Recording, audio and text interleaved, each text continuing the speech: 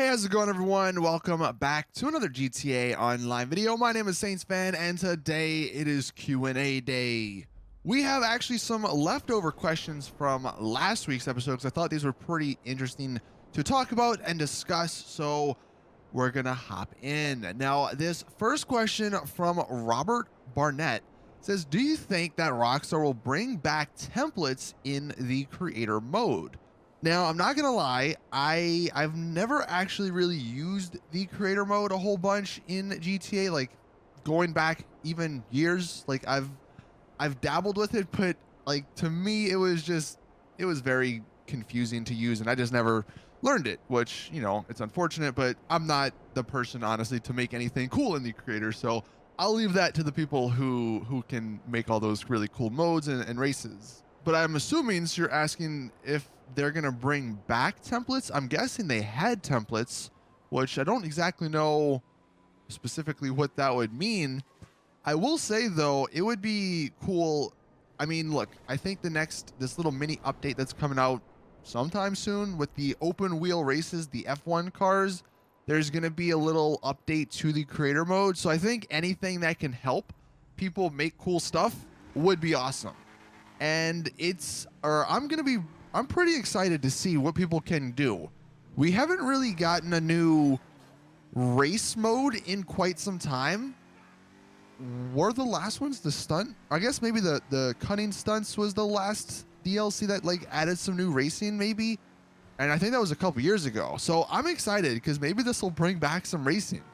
And I think the Rockstar created races are going to be kind of tame and boring and not anything special. I'd love to be proved wrong, but I'm definitely excited to see what the community can do with these new race modes. You know, maybe there could be some sort of like combo, like stunt / F1 style tracks. I don't know. I'm excited. And if they have templates, I mean, look, I would love for you guys who make that stuff to have an easier time.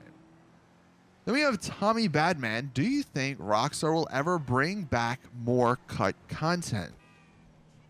Now, this is something I honestly think we're like running low on that cut content. Pretty much the last couple of big DLCs in GTA Online have been from the cut content pile.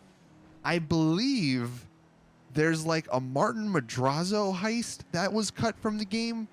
Maybe that was turned into the casino heist somehow, but if not, then there is, I guess, potentially that heist to be brought back into the game in some way, shape, or form. I think it involved like Trevor, and somehow it involved the clown car. Not entirely sure the story behind it.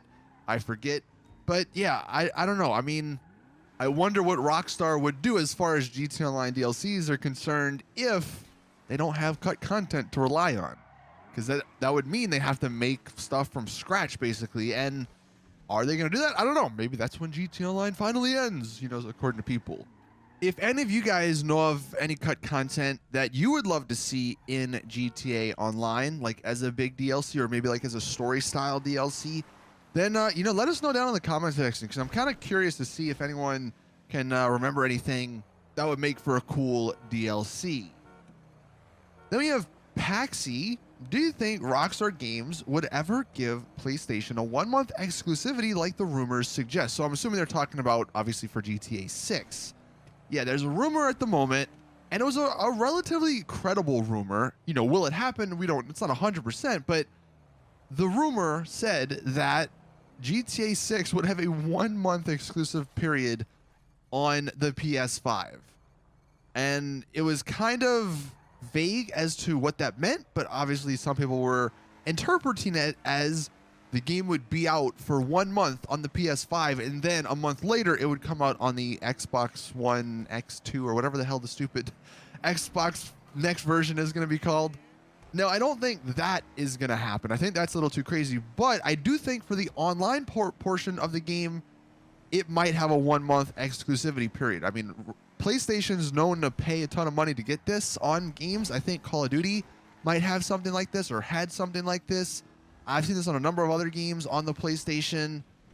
They get DLCs maybe a month in advance, or maybe certain bonuses happen only a month in advance on the PS5. I could see that happening. I don't think the game is going to be delayed a month for the other consoles, but it wouldn't surprise me if there's going to be some portion of something that is exclusive to the PlayStation for just a month, because it seems like PlayStation and Rockstar are kind of helping each other out, or are working together, I guess.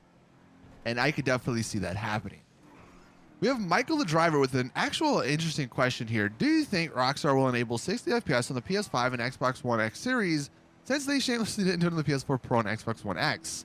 Now, specifically related to your question, one would hope so, but what I am sort of just curious to see what happens is, how does GTA 5 and I guess GTA Online, like, how's that going to work on the new consoles? Because I think at this point, I mean, unless Rockstar just announced GTA 6 and say it's coming out like a few months later, I don't think we're getting GTA 6 this year. But we're getting these new consoles this year, which would mean that December DLC would be released on these new consoles. And I don't know if either PlayStation or Xbox has given any information as to whether or not like the PS4 games and Xbox One games will work on these new consoles. But if they do, then obviously that's going to mean there's way more power in these way more hardware power in these new consoles. So yeah, like GTA 5 theoretically should get a huge bump in performance on these new consoles. GTA Online should at least. And will they enable 60 FPS? If they don't, then that's a travesty, man, because that's the one reason I hate playing on console. If you play on PC, I'm playing like 144 FPS. And then you go to console where it's 30, sometimes not even 30. Like, that is one of the worst experiences ever.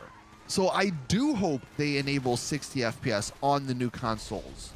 And if they don't, then that's just like, that's unacceptable, honestly. Then we have Carson. What should I invest my money in? I'm level 98 with a bunker, office, vehicle warehouse, and multiple MC businesses. Now, of course, maybe some of you guys who grind way more than I do can chime in on this and help this guy out. But I think for me, what I would do, if you have enough money, buy an arcade. Now, you didn't say if you're like playing with a group or if you're playing more solo style, but I think either way, an arcade is so worth it at the moment. That's basically what I've been playing a lot. I've been grinding out the casino, the setup missions, and then just playing with randoms, honestly. And it's not too bad considering, I mean, it's not that hard if you at least take out the Duggan shipments, but it's definitely something I would invest in over. I mean, it sounds like you got most of the other businesses, so the arcade is probably the best way to go. And then I guess maybe the discussion of the day, not really a question so much, but Crypto Steve here. Do you miss the good old days when you could roll up, emote, and drive away without being shot, or not knowing if it was a Panto or a tank around the corner, and when the Adder and Zentorno were the kings?